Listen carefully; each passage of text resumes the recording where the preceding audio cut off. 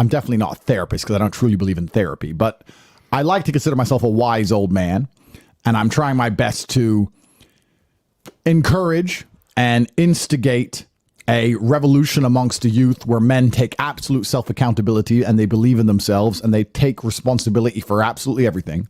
As a man, you are most formidable if everything is your fault. If it rains outside and you get wet, that is still your fault.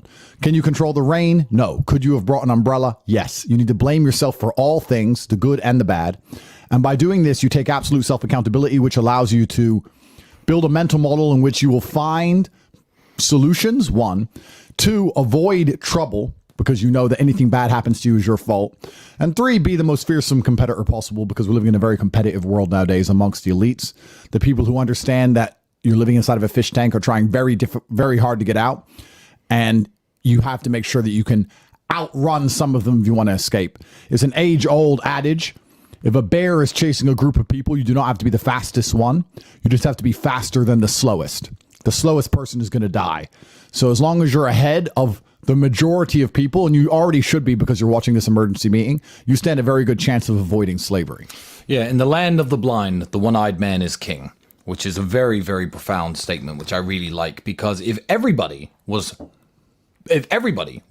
inherently super lazy, everybody, and nobody did any work, working 2 hours a week would put you in the top 1% of people. But the secret is, Andrew, that in fact, most people are super inherently lazy. And when I mean work, I don't mean show up at your job. I don't mean go and do your hours and go and do your shift. I mean, they don't work to achieve anything better than what they've got. When they're home from work, they're not working on their side hustle, they're not working on their business, they're playing video games, they're watching Netflix, they're listening to music, they're booking concert tickets. You're 100% right. Most people are actually that lazy. So it isn't actually that hard to be in the top 1 or 2% of performers worldwide because your competition isn't that scary.